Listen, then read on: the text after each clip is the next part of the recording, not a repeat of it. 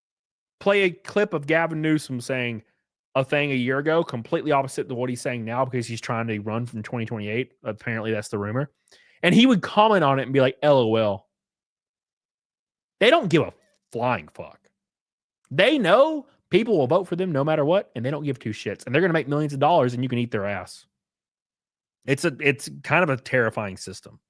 We've kind of awoken into, right? Thank you, Marion. I love you. That puts us over to K. I can't even look at how much now. I have to do math. Why does YouTube? It just says 1K.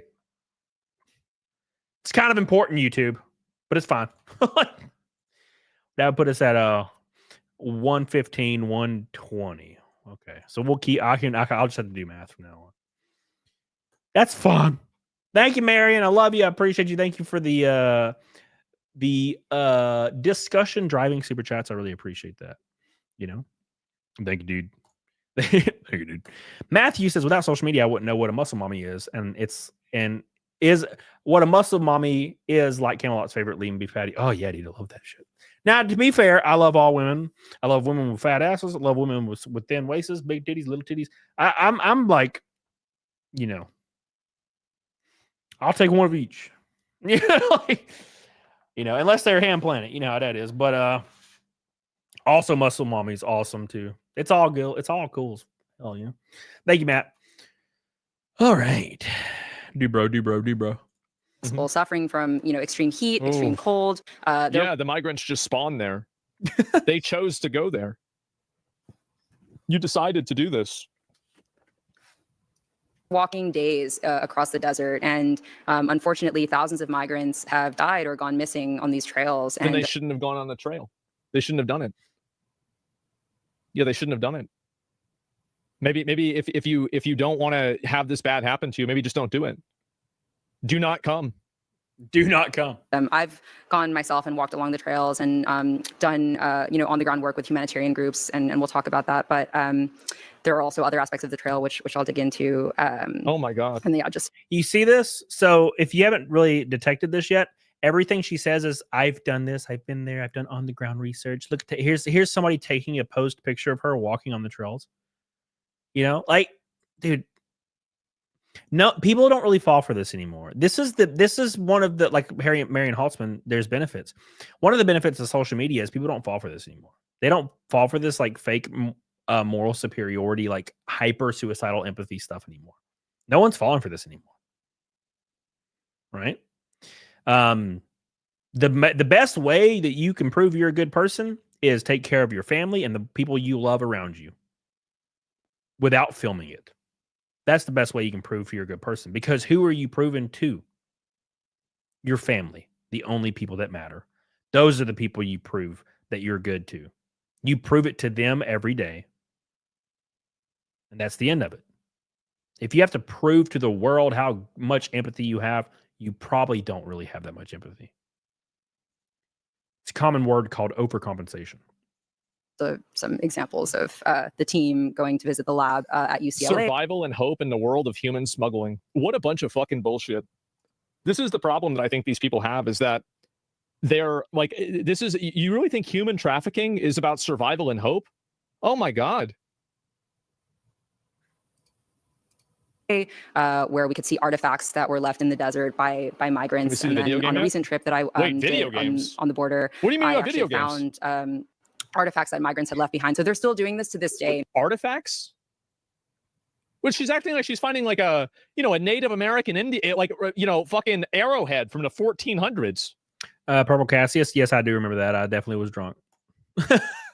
What, like a Coke can?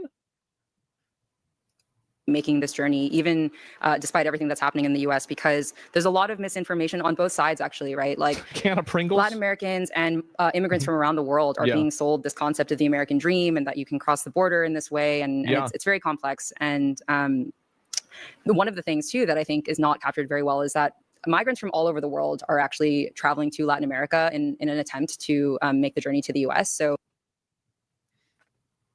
that's what Donald Trump has been saying. Yeah. Yeah, that's the problem. Exactly. That's the issue. It's a little bit of a self-report, don't you think? You see people from Southeast Asia, from Africa. It's not just Mexicans and it's not just Latin Americans, right? And I think this is something that also not that many people are aware of. Everybody knows that. And in the game, we try to do this environmental storytelling that's based on. So let me get this straight. Your idea of environmental storytelling is putting 2 bottles of water next to some rocks. This is environmental storytelling.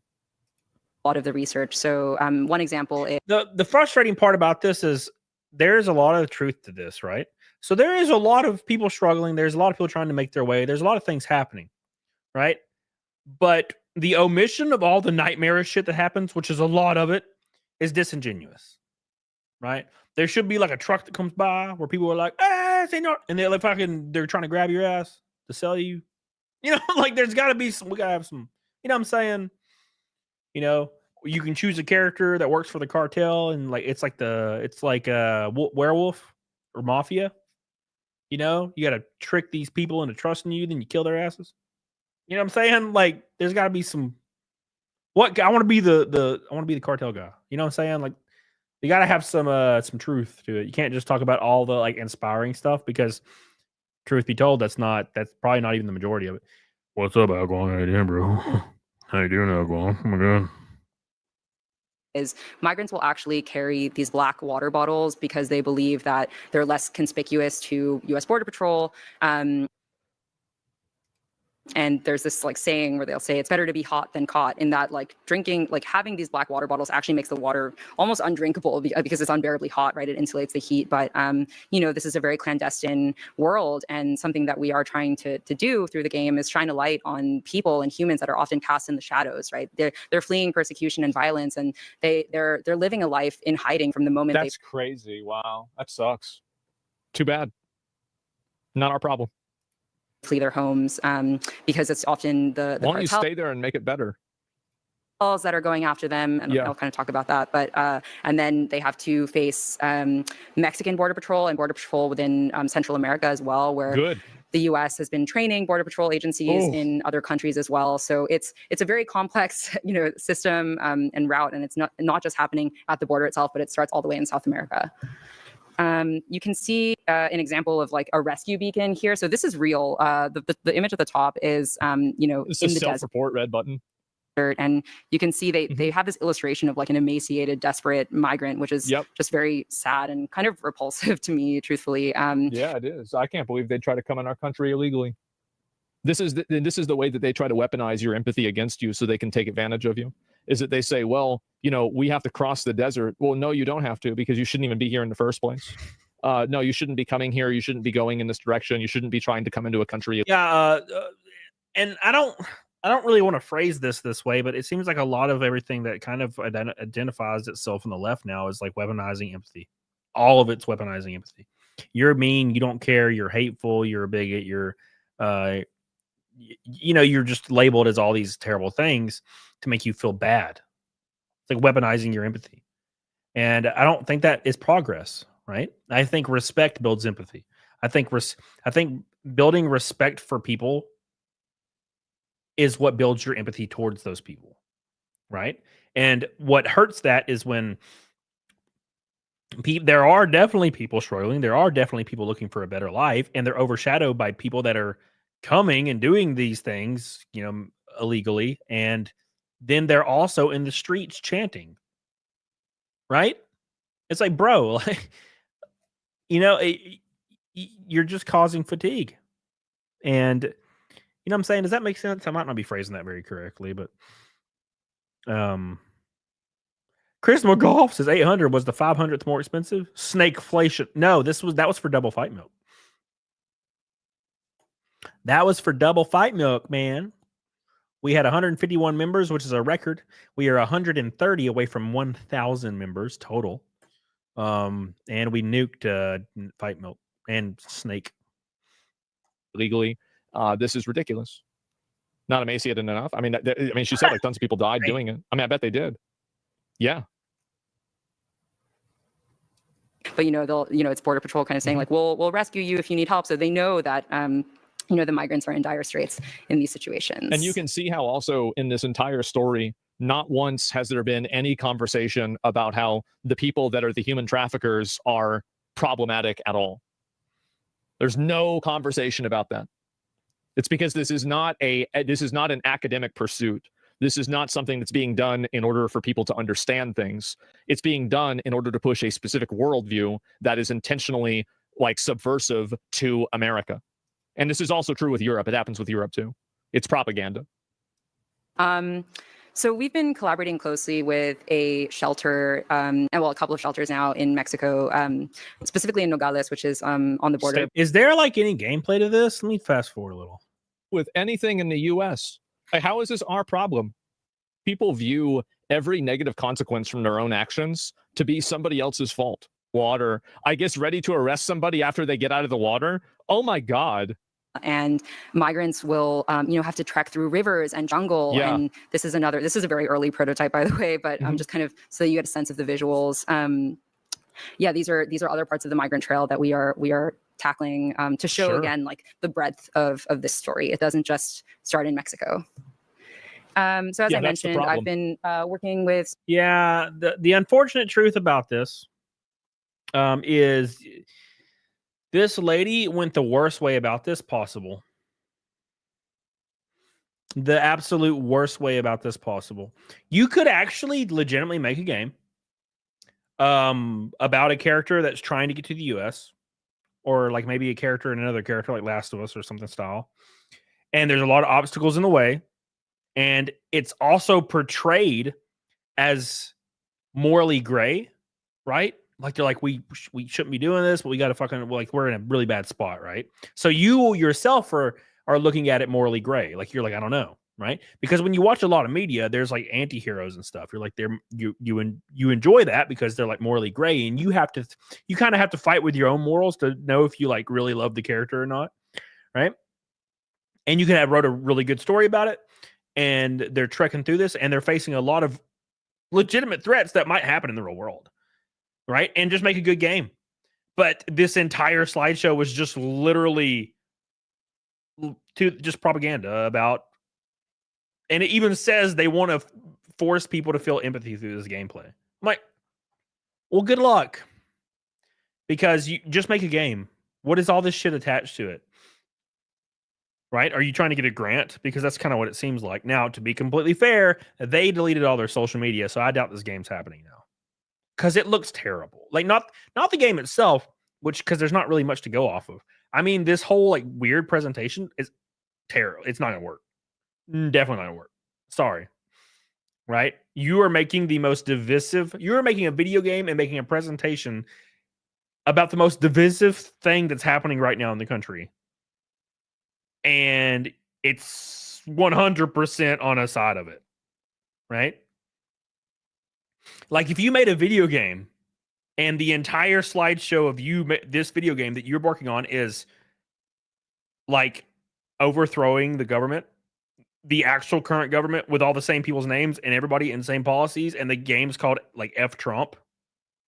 Yeah, that's probably not going to go over very well. Like, you know what I'm saying? Like, and like the game, there's no gameplay or previews. It's just everything is like a picture of Trump and then like policies that are vehemently like misinformation just all the way down the page about how evil Trump is. You know what I'm saying? Like that's what this is basically like, dealing with immigration. You know, you can support it or not support, illegal immigration, whatever. I'm just saying what it looks like, so. And they have no intention on making a game. Hell, you already know. If Trump already exists on Steam, well, damn, asset mounted. Well, damn. Hey, there's a market for it, right? All right, let's do some Nega Snake. So, it's Mike Milek. It's Mike Milek. Milek. This game's just garbage. All it's used for propaganda, trying to make people have sympathy and empathy for illegal migrants. Yeah. You can't force empathy, man. That just forces fatigue. It just forces fatigue. Right? Social media moves way too fast. So, like, okay, let's see you see one sick child, right? You're like, oh, that sucks.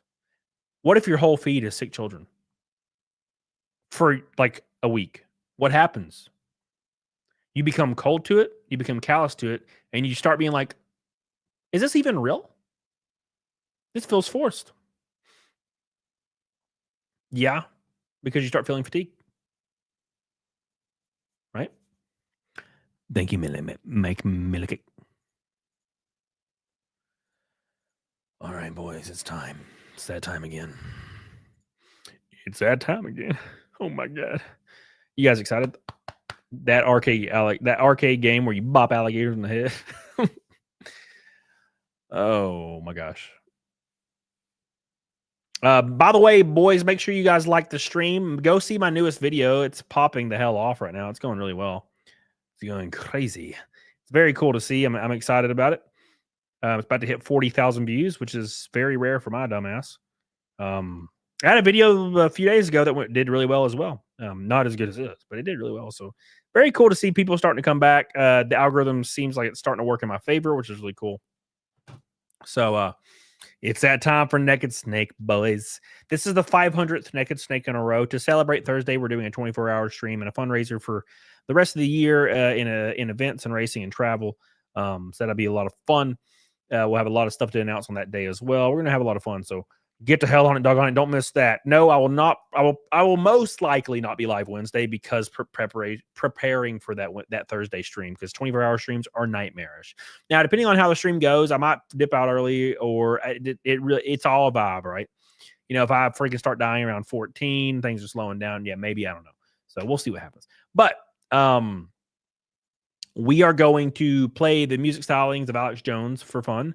And then we're going to do Naked Snake, and then we're going to do double fight milk, and then we are going to raid someone. Just look. They are, Billy. The 24-hour streams are brutal. Oh, yeah, Moxie Dame. We're going to raid Moxie Dame because it's her birthday. Electro Pig, what is that exactly? What is that? What are you saying?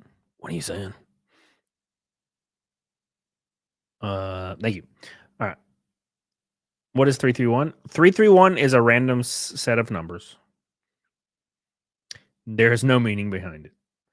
Yeah, I was really excited about making my Halo account, Commodore 64. Oh no, I've not even remotely heard of it or looked at it. I will look though. I will look. What's up? I know about the old one. But so when I was making my Halo account on Halo 2, I was just so excited to play, and I did not care. And my bottle of water I was drinking, the brand name was Camelot. The bottle of water that I was drinking while playing Halo 2 or watching Halo 2 be played when I was about to make my account was Camelot with a C, purified water. And then my buddy put 331 on his name, so I put 331 on my name. There you go. Not very interesting. Not very interesting, unfortunately. You need to make up a new story, yeah. It was the battalion my grandfather was in. He killed 50 men. Marion Halsman, good night all. Be good and vigilant. We love you, Marion. We appreciate you. Stop by that Thursday big-ass stream if you don't mind. Say hi to your boy. Appreciate you. It'll be 24 hours. All right, boys. Let's play Alex Jones. Get the hell on it. Your birthday's 331. Oh, damn. Hell yeah. That's pretty cool. If mine was, that would make more sense, huh? All right, boys. Let's play the music, and I'm going to go get my fight milk supplies, and we're going to go ham. All right. 2 seconds, boys. The paradigm of absolute control. And that's why we're just out here doing simple things, pointing out that we're meant to be in nature and be natural. And this is where we find the source that God made to transcend the New World Order. And that's why they want to try to keep us out of it. I'm angry. I've had enough of these people. They're a bunch of Christian murderers scum. They're on giant death factories keeping babies alive. Selling their body parts. What more do you need to know about these people? I go out and face these scum. They literally crawl out from under rocks. They have green looking skin, and they run around screaming, we love Satan, we wanna eat babies.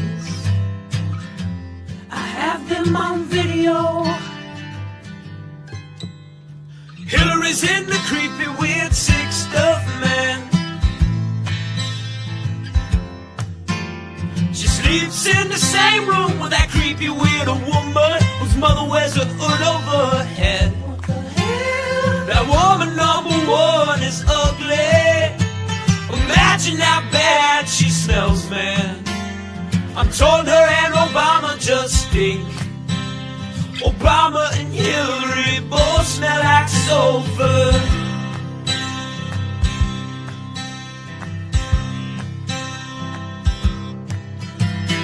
Literal vampire pot and the goblins are hobbling round coming after us. My spirit gets close to that evil and I feel it go.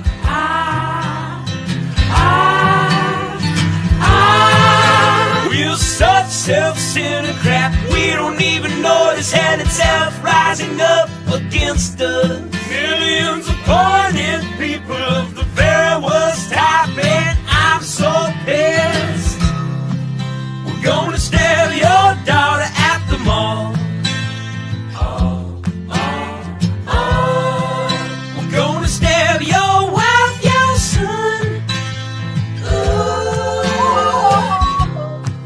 We're gonna stab you with a butcher knife, and then the police chief is gonna say, we love our Somalis, we love our Muslims. Oh, they're so good, oh, they're so sweet. Based. All right, boys. Today we're doing double fight milk, which is 4 delicious eggs, golden. We are also going to do the same thing as last time because it was actually pretty cool. The Mossy Horn. One of my sponsors in racing, Mossy Horn. Awesome people. It is the butter pecan bourbon cream. Very delicious. Very delicious. We're going to be doing that. And, of course, we'll be doing naked snake. Hello, everybody on Rumble. I hope you're doing well. Everybody on Twitch, I hope you're doing well. I don't know why we had so many people earlier. Wonder if somebody rated me and they're like, oh, what the fuck is he doing? What is he doing? What is he doing? Somebody tell me, please. All right. Oh, I'm already kind of throw-uppy, so this is going to be fun. All right, there we go. Yeah. What a crackhead. All right, boys, let's do it. Thank you, Mr. Jeff on the roads. I appreciate you doing. Yes, join the fundraiser Thursday. We're going to be going crazy. Steph. Did Cecil end his show, Steph?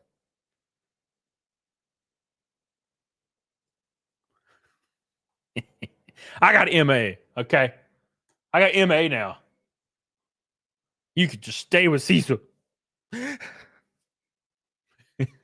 I know Cecil's more handsome. Okay, I get it. He's charming, right? All right, let's do some naked snake. This is the 500th naked snake, everybody. Get your PPs in your hands. Position your ring finger or your middle finger betwixt the labias. It's a joke. It's a fucking joke. All right, let's do naked snake and then double fight milk. And then we're going to raid Moxie Dame for her birthday. By the way, I'll be on Side Scrollers podcast in about 12 hours. Here we go.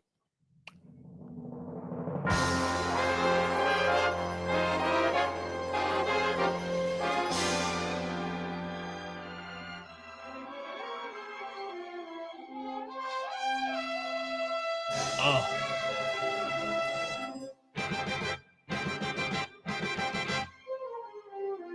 It's that time again. The best part.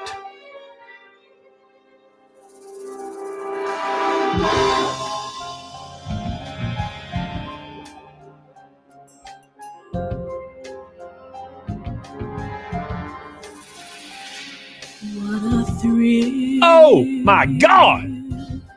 With darkness and silence through the night. What a thrill. I'm searching and I'm melting to you. You guys ready? One more time. Fear in my heart. supreme. I give my life, not for honor, but for you. Snake eater. In my time, there be nobody else. Selena, Steph, cry. It's the way I fly to. You eat rust, Ashley. I'm still in a dream, snake eater. Someday we'll go to the rain. Someday you feed on a tree frog. It's a trial to survive. For the day we see you Give my life, not for honor, but for you. In my time, there be nobody else. Yeah. Right. It's the way I fly to you. I'm still in a dream, snake eater. 500 times in a row. Can you feel it? Oh my God. Here we go.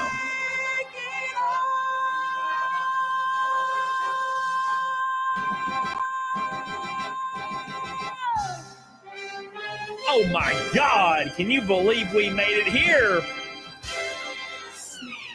Is to 1,000 Spacey. 1,000. We're halfway there. Thank you guys so much for the monumental, giant destruction of an insane goal, an unbelievable goal, something that I never foresee even being possible. 500, that's years, several years. We know who you are. Billy, Michael, Jeff on the road, Joe Schmo, my boys, freaking going crazy. There's a lot of people. Ashley, fucking Marion Halson. Oh my God. Oh my God. Woo. My God. Everybody involved, I love you. Now we have to do double fight milk. This object, Mr. Laughing Man, with 50 gifted membership. PS2 Chipper with 20 plus 20 plus 5 plus Anjali with 5. Freaking Alan Jones. And we have one more up here, and it just so happens to be PS2 Chipper with 50. Oh my God. Oh my God. Huh. Oh. Algawong, how about you eat my ass? No, I'm just kidding, love you. All right, boys. It's time for double fight milk. Oh, yeah. Oh, yeah. Michael says you need to decide to keep a chest hair or not. This is like a while. This is like a month. But I'm definitely shaving it soon. So I'm definitely shaving it soon. Here's double fight milk, boys. It is time again for double fight milk. Let's get the hell on it now. Got it. Now, this is going to be 4 eggs. So it's going to be stacked. Get that throat super slimy. It's just slime. It's just slime. All right, let's start the damn clock. It's time. Come on. God. There's the first one. Did not splash. Got a boogie. Love you, electro peg. I appreciate you, my friend. Chest hair is fire. Thank you. It grows back more. Well, I've been shaving it for like 20 years. No, about 15 years. I've been shaving my chest for 15 years. Nice. There's number 2. Number 2. Number 3 on the dock. There's a mark on this. There's a mark on that egg. It's brown. It'll be fine. Number 3. And number 4.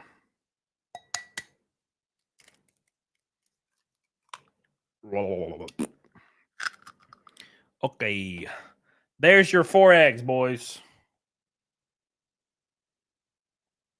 Boop.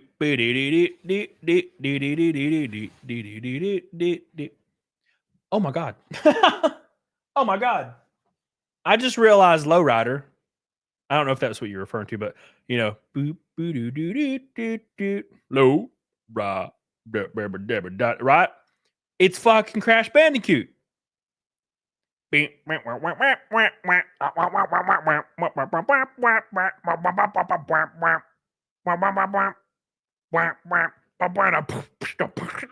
what I'm saying? Slow rider. Wow. Wow. The more you know, Jeff. All right. Now we have the milk. It is the milk. This is, by the way, this is like 60 freaking grams of protein. Do we what every egg 6, roughly. So that's 20, roughly. And then this is my protein milk, obviously. It's ultra filtered, 13 grams per cup. Oh. So that's a lot of that's a lot. It's probably like 30-ish. 35 grams of protein. All right, boys. Oh, wow. So George Lopez plays crack. Do you think George Lopez wrote that shit? You silly Willy. You're just nothing but a damn silly Willy. All right. Now, for the final ingredient, everybody in the audience. Make sure you guys go like and share my new video. It is fucking going crazy. It's going fun. It's very fun. I'm loving this. Almost to 1,000 comments on it. Wow. All right. I'll have a new video coming out at about 1 a.m., by the way. We have to do our due diligence.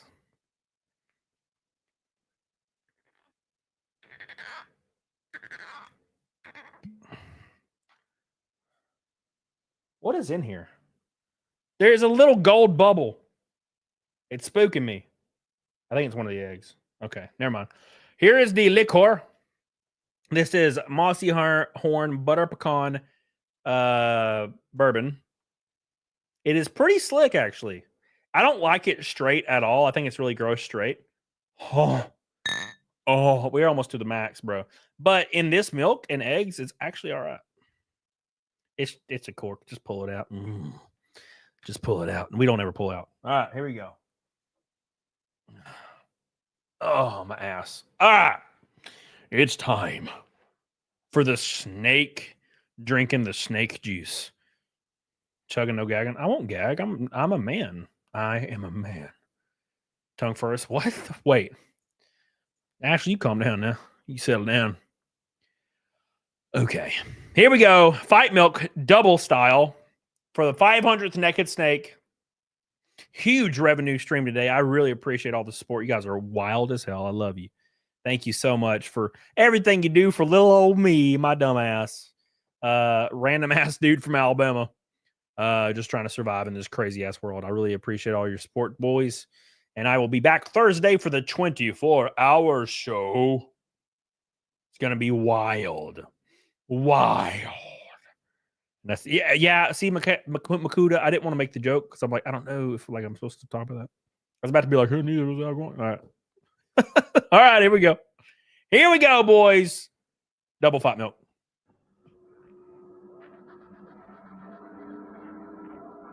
Actually, my mouth ain't as big as yours.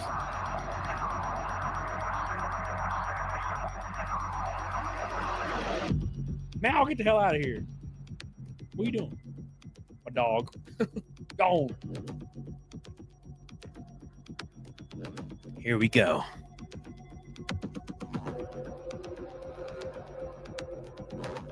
Quad. Eggies. Double fights. It's one of those days, boys.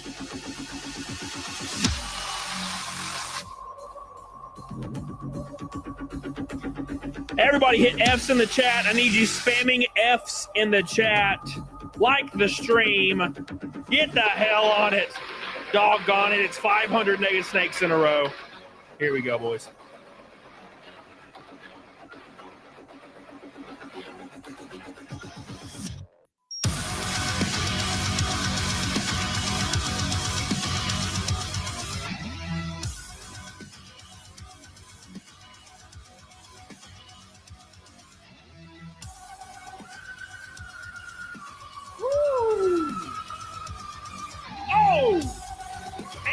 something. Yeah.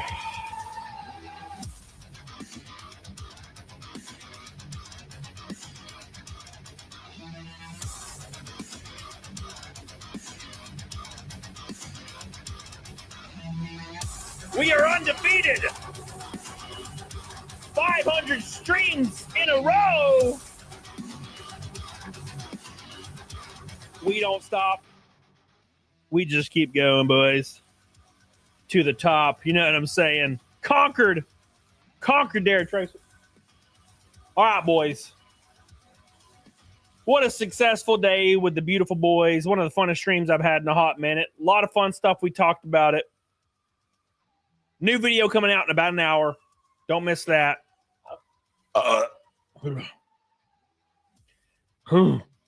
And then Thursday, 24-hour show. We are going to be going hard. Huge fundraiser for the rest of the race season.